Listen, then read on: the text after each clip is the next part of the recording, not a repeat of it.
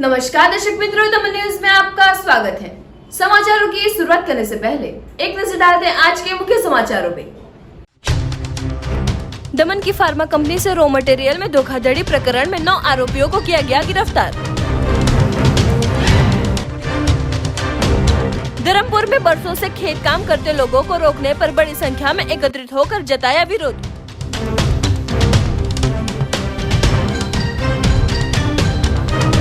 दिन ब दिन बढ़ रही महंगाई आम लोगों के लिए बन रही है सिरदर्द। दमन की कवि खबरदार मार्ग के मरम्मत के बाद भी वाहन चालक हुए परेशान। अब समाचार विस्तार से। दमन की फार्मा कंपनी को धोखाधड़ी करके दवाइयों के रॉ मटेरियल बेचने के केस में कानपुर से 9 आरोपियों को किया गिरफ्तार।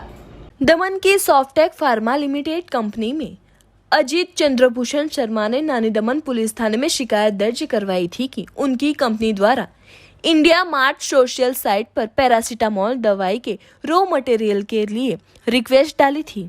उस संदर्भ में उन्होंने एक यूरो एशिया केमिकल नामक कंपनी का संपर्क किया था। बातचीत के बाद कंपनी को रॉ मटेरियल भेजा गया था, जिसके लिए कंपनी ने 9,75,000 का पेमेंट भी कर दिया था।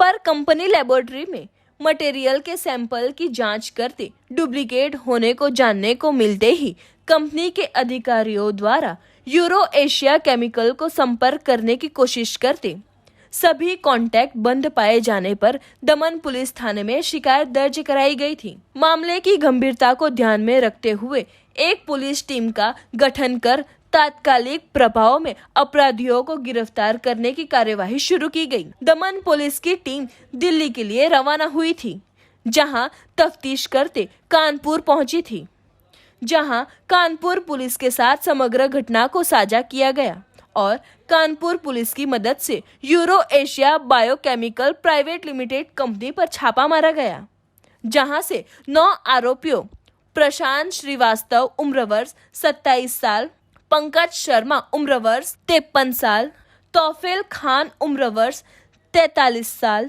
सत्य प्रकाश यादव उम्र वर्ष 30 साल, एमडी जिशान रेइस उम्र वर्ष 29 साल और 3 युवतियों को गिरफ्तार किया गया। सभी अपराधियों को कानपुर कोर्ट में पेश कर न्यायालय के पास से ट्रांसिंग रिमांड प्राप्त कर सभी को दमन थाने में लाया गया है। आगे की जांच चालू रखी गई है।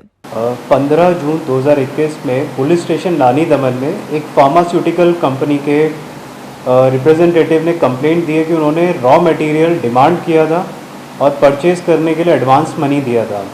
जो रॉ मटेरियल रिसीव हुआ है वो जिस मेडिसिन के लिए डिमांड किया गया था वो रॉ मटेरियल नहीं है। इस कंप्लेंट को सीरियसनेस को देखते हुए इमीडिएटली एफआईआर रजिस्टर करी गई थी और इसके बाद पुलिस ने काफ़ी टीमें इस केस के अंदर लगाई, जिन्होंने अलग अलग एंगल से इसके अंदर इन्वेस्टिगेशन की शुरुआत करी।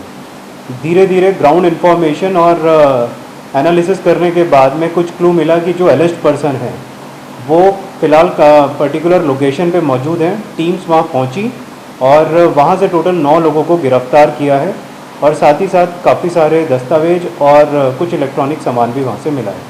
अभी ये इन्वेस्टिगेशन में हम इसको जांच में रख रहे हैं। अगर कुछ और हमारे सामने आएगा तो वो भी इन्वेस्टिगेशन में कवर किया जाए। इसमें हमने सारे जितने भी सेक्शंस थे आईपीसी के वो लगाए गए हैं और उन्हीं सेक्शंस उन्हीं लीगल प्रोविजंस के अंदर में पूरी जांच की कार्रवाई चालू है। साथ ही साथ हम लोग इसमें अगर कोई और भी हमारे सामने तथ्य सामने आते हैं तो जांच का दायरा जो है और बढ़ाया जाएगा। इसमें धर्मपुर तहसील के मोहना कावचाली गांव में पहाड़ी ढलाव पर खेत काम के लिए वन विभाग ने मना करते गांव के लोग और वन विभाग के बीच हुआ था विवाद। वलसाड जिले के सभी तहसीलों में कपराड़ा तहसील सिर्फ ऐसा है जो पहाड़ी इलाकों पर फैला हुआ है। यहाँ पे ग्रामीणों की संख्या ज्यादा है। खासकर ग्रामीण इलाकों के लोग खेतों में धान और सब्जियां उगाकर उसी पे जीवन निर्वाह चलाते हैं। अति पिछड़े क्षेत्र ऐसे इस तहसील के सटीक ही आए हुए धर्मपुर तहसील में भी लोग मुख्यतः रागी, चावल और सब्जियों पर निर्भर रहते हैं। धर्मपुर बहुल आदिवासी क्षेत्र है तो यहाँ के लोग पहाड़ी पर आए ढलानों पर धान उगाते हो। धरमपुर तहसील के मोहना कावचाली गांव में एक विवादित मुद्दा सामने आया। गांव के लोग जो पहाड़ी क्षेत्र पर ढलान में धान उगाते हो, फॉरेस्ट विभाग ने गांव के लोगों को मना करते गांव के लोग बड़ी संख्या में एकत्रित हो गए थे।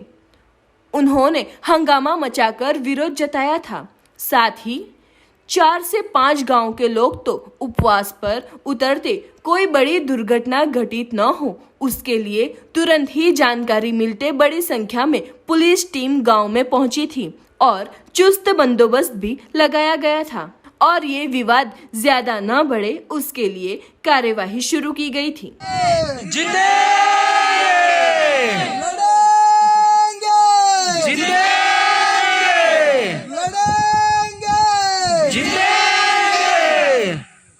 आ जंगल जमीन कोनु छे? जंगल जमीन कोनु छे? બંધારણના અધિકારનો અમલ કરો, અમલ કરો. બંધારણના અધિકારનો અમલ કરો, અમલ કરો. બંધારણના અધિકારનો અમલ કરો, અમલ કરો.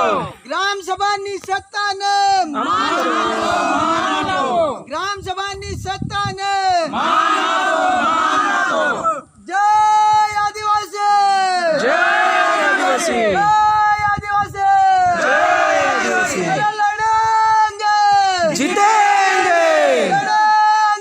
पेट्रोल, डीजल, दूध और सब्जियों के साथ एलपीजी गैस के सिलेंडरों में हुई दामों की बढ़ोतरी आम जनता के लिए बनी सिरदर्द।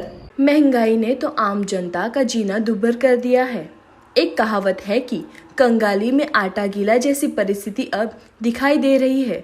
वजह यह है कि पहले पेट्रोल डीजल के दामों में बढ़ोतरी, बाद में अमूल दूध की प्रति लीटर 2 रुपया, उसी में आया खाद्य तेल, साथ ही जीवन जरूरियात चीज वस्तुओं के दामों की रफ्तार के बीच महंगाई में पीस रही जनता को अब और एक मार झेलनी पड़ेगी।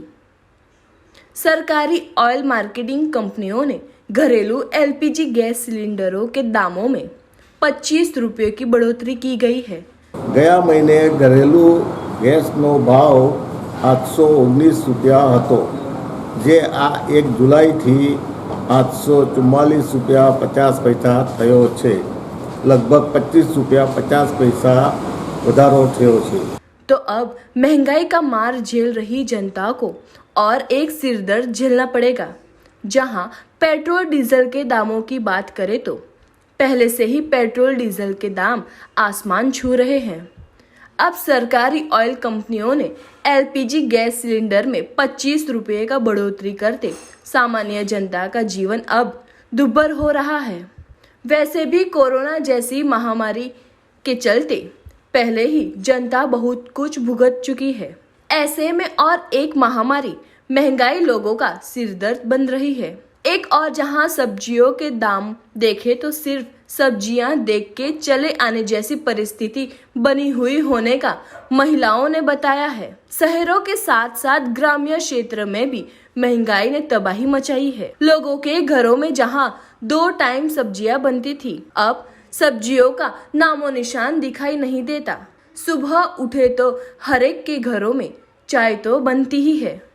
तो दूध के दामों में बढ़ोतरी होते अब लोगों का चाय पीना कठिन हो रहा है। जैसे ही पेट्रोल डीजल के दाम, दूध के दाम बढ़े, अब 1 सप्ताह भी नहीं हुआ कि एलपीजी गैस सिलेंडरों में बढ़ोतरी होते लोग त्राहिमाम पुकार उठे हैं। तो अब ऐसी दिन ब दिन बढ़ती महंगाई पर कब रोक लगेगी, ये तो आने वाले दिनों के ऊपर ही निर्भर है।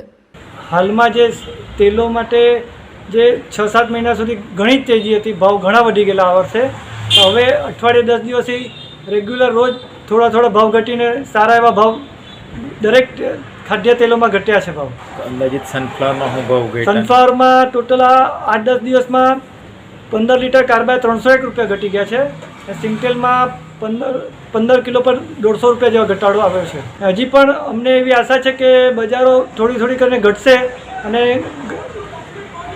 ગૃહિણીઓને એનો લાભ મળશે કે જેથી એમના બજેટમાં થોડીક રાહત રહેશે।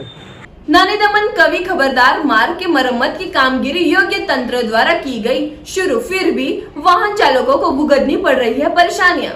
दमन में जहां देखो वहां सिर्फ मुख्य मार्ग को छोड़कर सभी रास्तों की हालत बिगड़े हुए हैं, तो नानी दमन कवि खबरदार मार्ग भी पूरी तरह से खड्डों में तब्दील हुआ था, जिसको लेके लोग काफी दिक्कतों का सामना कर रहे थे।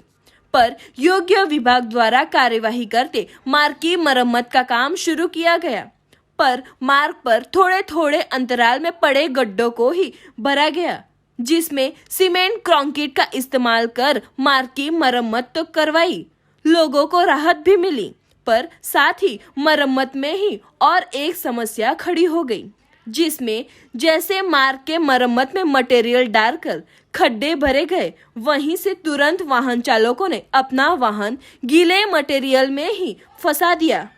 वाहन चालकों के बताए अनुसार यहाँ पे न तो मरम्मत को लेकर मार्ग पर रखने योग्य वाहन चालक सूचित हो ऐसे साधन रखे, और न कोई सूचना पर एक दो वाहन चालक फंस जाते। आसपास के दुकानदारों ने, होटल वालों ने उनके पास जो भी गमला हो या दूसरी चीजों से मार्ग को कॉर्डन किया, जिसके चलते वाहन चालकों को काफी दिक्कतों का सामना करना पड़ा था।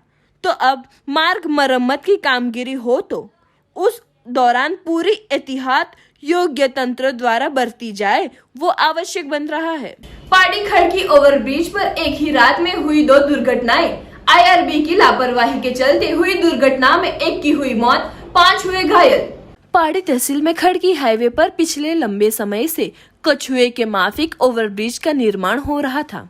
पिछले 2 बारिशों के मौसम के चलते जाने के बाद भी काम पूर्ण नहीं होते बारिश के मौसम में ब्रिज के दोनों साइड वाहनों की लंबी कतारें लग जाते ट्रैफिक की समस्या खड़ी हुई थी, और हाल ही में ब्रिज को खुला रखा गया, पर इस ब्रिज को लेकर लापरवाही आईआरबी की सामने आई है। दुर्घटनाएं न हो, जिसके चलते बनाए गए इस ब्रिज के शुरुआत में ही दुर्घटना जोन बन गया है। ब्रिज के दोनों साइड पर आईआरबी ने मिट्टियों के ढेर को लादा गया है, साथ ही ब्रिज पर लाइट की सुविधा न हो। रात्रि दौरान दुर्घटनाएं बन रही है, जिसमें मुंबई से सूरत की ओर जाते मार्ग पर मिट्टी के बड़े ढेर में एक मोटरसाइकिल और एक कार चढ़ जाते एक ही रात में 2 दुर्घटनाएं हुई थी, जिसमें एक युवान की मौत और 5 व्यक्तियों को घायल होते अस्पताल ले जाया गया था। दमन दाभेल चेकपोस्ट सोमनाथ तालाब फलिया में रहते अमित प्रसाद मंडल, संतोष राजू मंडल, प्रदीप रामधनी यादव पल्सर मोटरसाइकिल पर सवार होकर सूरत जाने के लिए निकले थे। उस दौरान आईआरबी की लापरवाही से रखे मिट्टी के ढेर में बाइक चढ़ जाते हुई दुर्घटना में पल्सर बाइक चालक प्रदीप की मौत हुई थी, जबकि 2 युवाओं को 108 एम्बुलेंस के जरिए अस्पताल ले जाया गया था। वहीं मुंबई से सापुतारा जाने के लिए निकले मीरा रोड में रहते धवल विनोद भाई, उनकी पत्नी ध्वनि व्योहरा और दोस्त भवेश मेहता भी उनकी कार SX 4 नंबर MH04ED 5189 में जा रहे थे। उस दौरान यही मिट्टी के ढेर में कार चढ़ जाते कार पलटी हो गई थी। कार में सवार 3 घायलों को चोट आते अस्पताल भेजा गया था। दमन न्यूज में वक्त हो चला है एक छोटे से ब्रेक का।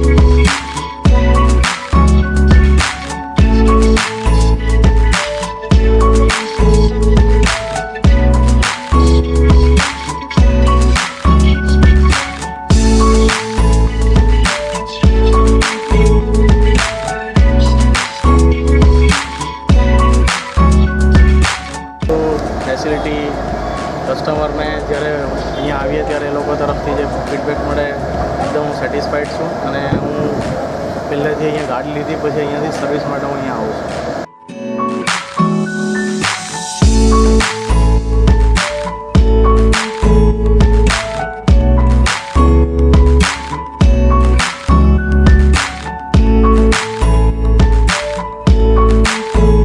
ब्रेक के बाद आपका स्वागत है. उमरगांव तहसील के कलगाम में एसआरपी कैंप के पीएसआई शराब की 168 बोतलों के साथ पकड़े गए.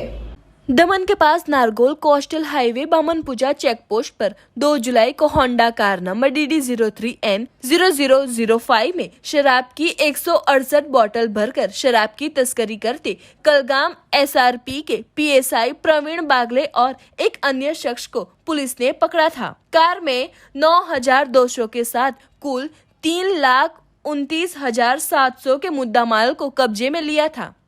पकड़े गए शख्सों को भिलाड़ पुलिस थाने में लाकर पूछताछ करते प्रीतम कुमार शंकर भाई पटेल उम्र वर्ष 32 साल निवासी अटगाम वाड़ी फलिया और प्रवीण भाई दशरथ भाई बागले उम्र वर्ष 52 साल निवासी महादेव नगर वलसाड़ को सलाखों के पीछे भेज दिया था.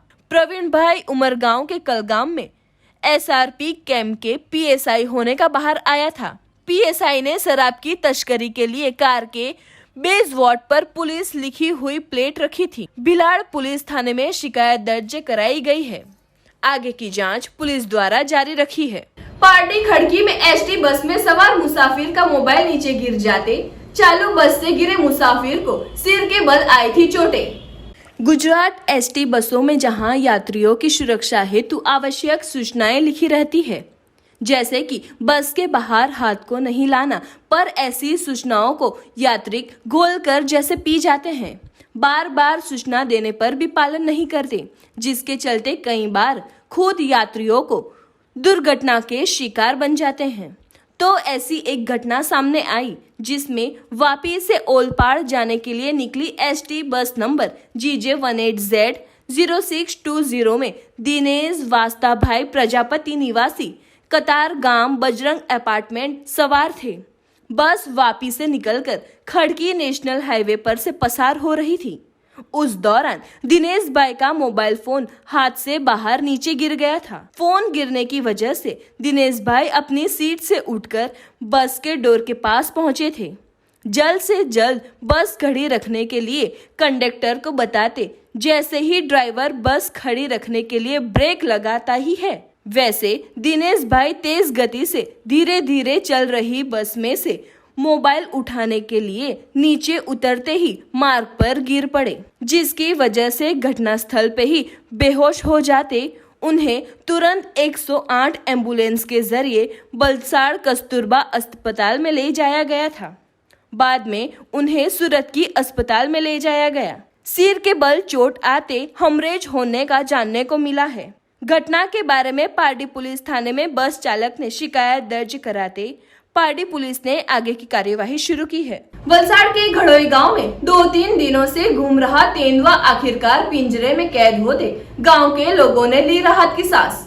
वलसाड़ के घड़ोई गांव में पिछले 2-3 दिनों से गांव के फलिये के अंदर रात के समय तेंदुआ दिखाई देने की चर्चा चल रही थी. ऐसे में गांव के लोगों ने तेंदुआ देखते इस बारे में वन विभाग को जानकारी दी और तेंदुए के कारण किसी व्यक्ति की मौत ना हो और कोई हादसा न घटे, उस आशय से तुरंत तेंदुए को पकड़ने के लिए पिंजरा लगाने की मांग की थी. जिसके चलते वन विभाग ने गांव के नजदीक एक पिंजरा लगाकर तेंदुए को पकड़ने के लिए प्रयास किए थे, जिसमें शनिवार की सुबह पिंजरे के अंदर एक फीमेल तेंदुआ पकड़ में आ गई थी, जिससे वन विभाग के अधिकारियों ने पिंजरे में कैद तेंदुए को सुरक्षित जंगल में छोड़ने की कार्यवाही की गई थी. वहीं दूसरी ओर घड़ोई गांव के लोगों ने भी तेंदुआ पकड़े जाने पर राहत की सांस ली थी. बाहर खेची ले જમણ આપી દે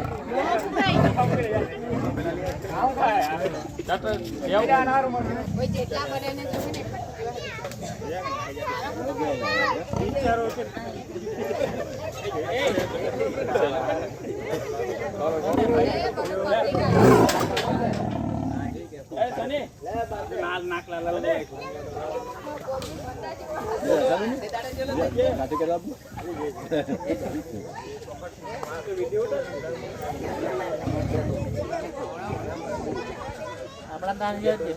એમ દીપડી જ દે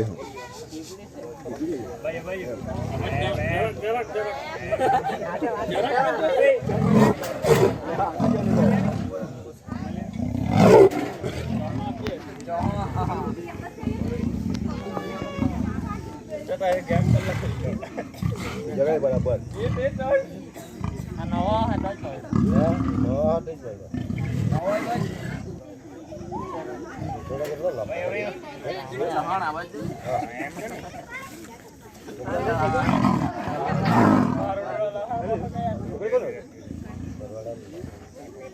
दादरा नगर हवेली के सुरंगी में राष्ट्रीय वक्फ बोर्ड कमेटी के मार्गदर्शन में टीकाकरण कार्यक्रम का हुआ था आयोजन।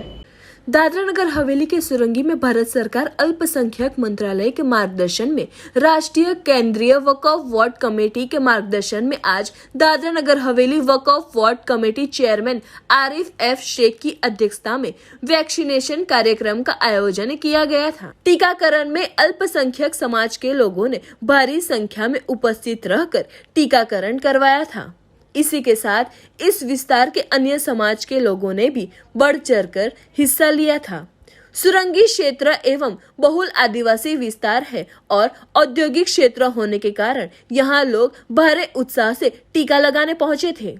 दादरा नगर हवेली वक्फ board committee chairman Arif F Shaikh ने वैक्सीन लगवाने के मुहिम में जोड़कर लोगों को साथ देने की अपील की है। इससे पहले दादरा नगर हवेली वक्फ board committee chairman Arif F Shaikh द्वारा सारी तैयारियां की गई थी और पूरे विस्तार में जाकर वैक्सीन लगाने की जागरूकता अभियान चलाया गया था। Ministry of minority affairs central Waqf council के डायरेक्शन पे दादरा नगर हवेली वक्फ बोर्ड सुरंगी जामा मस्जिद के मैनेजमेंट के साथ में मिलकर आज सुरंगी में टीकाकरण अभियान कर रहा है, जिसमें काफ़ी संख्या में लोग टीकाकरण करने के लिए आ रहे हैं।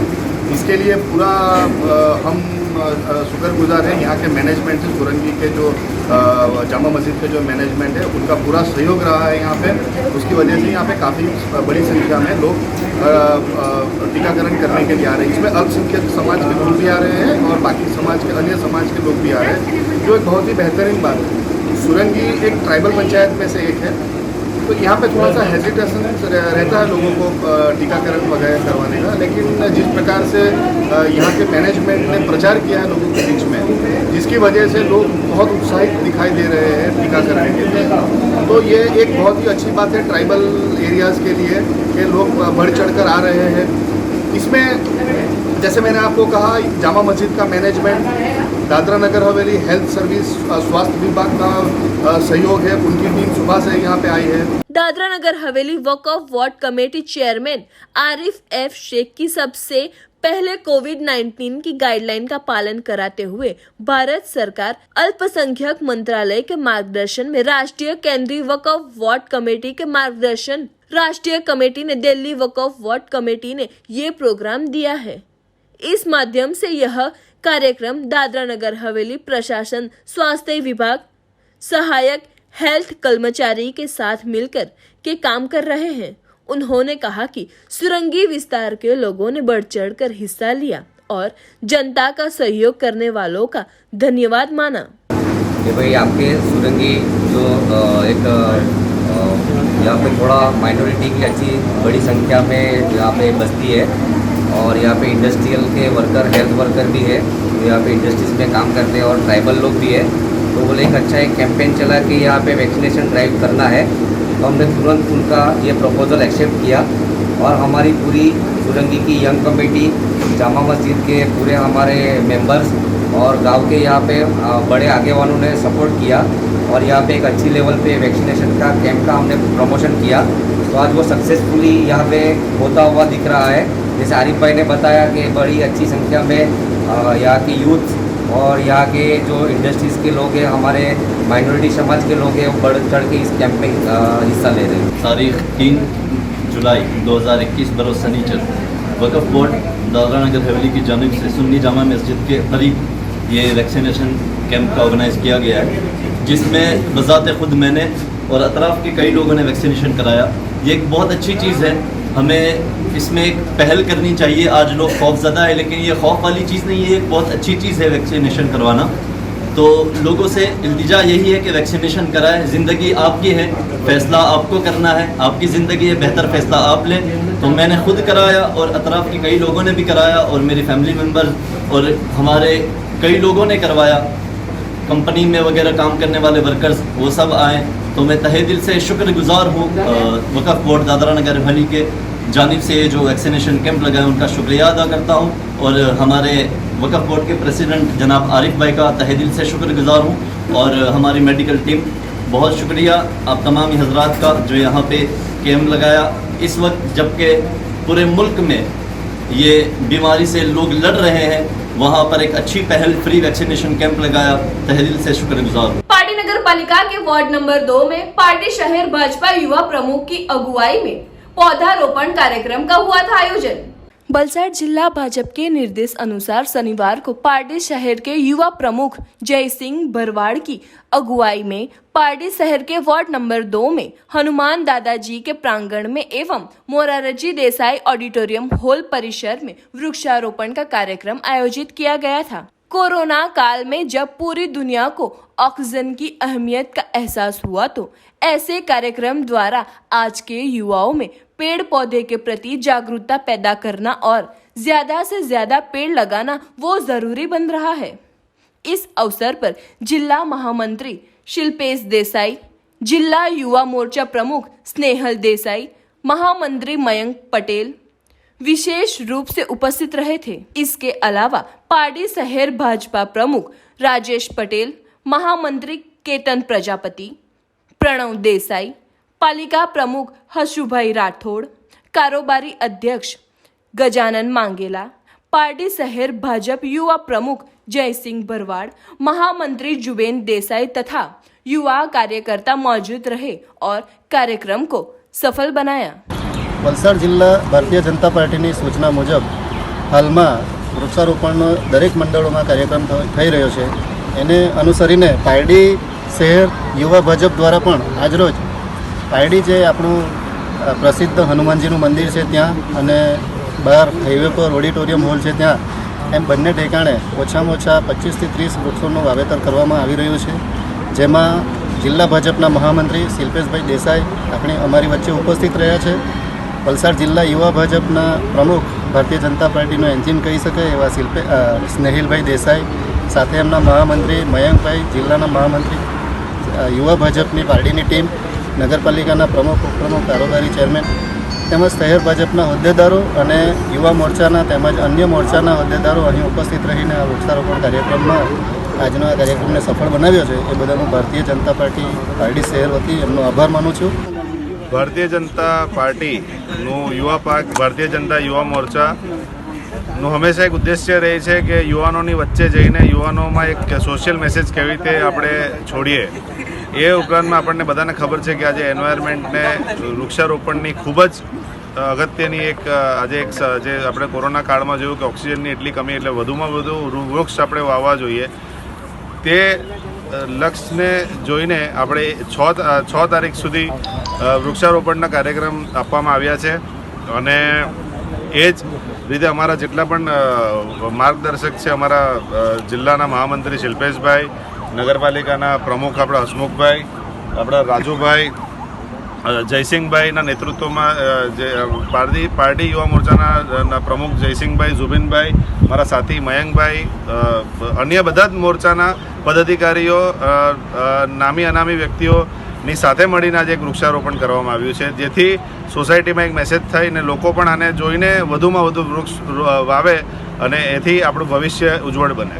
दादरा नगर हवेली में इको ब्रिक्स बॉटलिंग द्वारा प्रदूषण को बढ़ने से बचाने हेतु शुद्ध वातावरण तैयार करने के लिए आयोजित किया गया था प्रमुख विहार फेज 3 के बच्चों द्वारा कार्यक्रम। सिलवासा में इको ब्रिक्स बॉटलिंग द्वारा एक नई पहल की तरह पॉल्यूशन से बचने के लिए और शुद्ध वातावरण तैयार करने के लिए कार्यक्रम किया गया। शहर में प्लास्टिक और बोतल को कहीं भी फेंकने से उससे पर्यावरण में भारी नुकसान हो रहा है। कई प्लास्टिक ऐसे हैं जिससे जहर फैलता है। इसे दूर करने और स्वच्छता रखने के लिए यह मुहिम सिलवासा के प्रमुख विहार फेज 3 के बच्चों द्वारा यह कार्यक्रम किया गया। इस कार्यक्रम में सिलवासा के उप समाहर्ता डॉक्टर अपूर्व शर्मा उपस्थित रहे। साथ ही इनके सहयोगी ने सबको मार्गदर्शन दिया और पॉल्यूशन से बचने के लिए शहर के क्षेत्र में जहां पब्लिक एरिया है वहां साइकिलिंग करने के लिए भी अपील की गई। दादरा नगर हवेली के सिलवासा शहर में एक स्मार्ट सिटी का निर्माण किया जा रहा है, जिसके साथ शहर में स्वच्छ वातावरण बनाने के लिए सिलवासा के अध्यक्ष विहार सोसाइटी में फेज 3 में इको ब्रिक्स बास्केट बनाया जा रहा है। इसका निदान करने के लिए इको ब्रिक्स बास्केट बनाकर इसमें एकत्रित किया जाएगा और यह चीज कई कंपनियों द्वारा तैयार और पुनः नवीनीकरण यूज में लिया जाता है और अन्य चीजों को बनाने के लिए प्रोत्साहित किया जाएगा। इस कार्यक्रम में सिलवासा के उप समाहर्ता डॉक्टर अपूर्व शर्मा द्वारा बच्चों को प्रोत्साहित किया गया।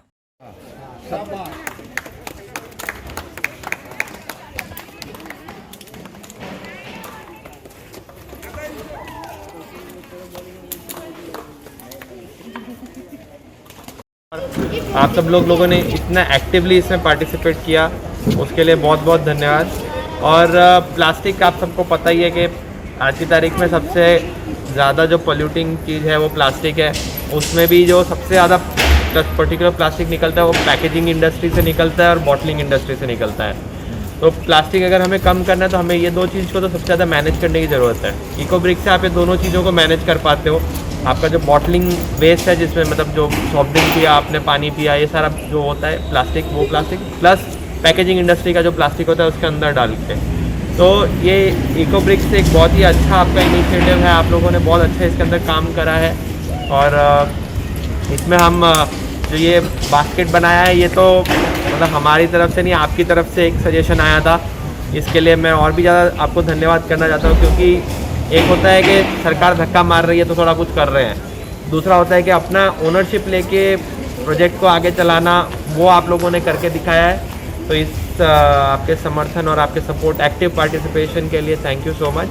और हम कोशिश करेंगे कि किसी न किसी डेवलपर के साथ इसको ज्वाइन करके जो ये इको ब्रिक्स आप लोग बनाएंगे, बच्चे बनाएंगे, इनका प्रॉपर यूज़ भी करा जाए, वो भी हम अपनी तरफ से पूरा प्रयास करेंगे। और आगे चल के इसको एक कंटिन्यूस अफेयर बनाना चाहिए, ऐसा नहीं कि अपना आया 2 महीने तक हमने करा और फिर नहीं करा। तो ये चीज़ चलती रहे, आपसे यही रिक्वेस्ट है। और साइकिलिंग का भी आप लोगों ने बहुत ही ज़्यादा अच्छा रिस्पांस दिया है। बच्चे यहाँ पे मतलब सब बड़े बूढ़े सब लोगों ने बहुत ही अच्छे से पार्टिसिपेट किया है। इको राइडर्स कैंपेन हमने 1 महीना पहले शुरुआत की थी, उसको बहुत ही अच्छा रिस्पांस मिल रहा है। इसमें ही आज ये जो प्रोजेक्ट है इको ब्रिक्स का, ये हमारे टीम मेंबर्स ने बनाया हुआ है और उन्होंने अपनी टीम के लिए सीमित ना रखते हुए पूरे सोसाइटी में इसका प्रचार करके बहुत ही अच्छा काम किया है। इसके साथ ही हमारे टीम मेंबर्स जो है तो इको फ्रेंडली शॉप भी बना रहे हैं और जिसमें लोग अगर साइकिल पे जाते हैं तो वहाँ पे उनको डिस्काउंट मिलेगा।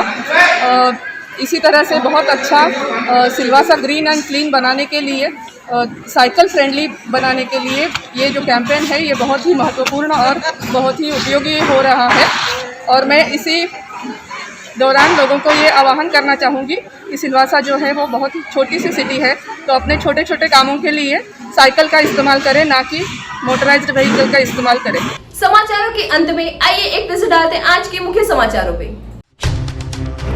दमन की फार्मा कंपनी से रॉ मटेरियल में धोखाधड़ी प्रकरण में 9 आरोपियों को किया गया गिरफ्तार। धर्मपुर में बरसों से खेत काम करते लोगों को रोकने पर बड़ी संख्या में एकत्रित होकर जताया विरोध।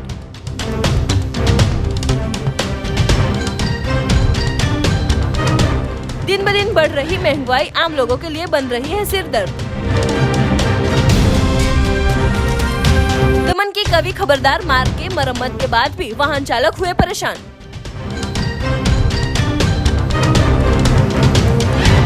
तो ये थे दमन न्यूज के अब तक के समाचार। नए समाचार, नई घटनाओं के साथ हम फिर मिलेंगे। नमस्कार।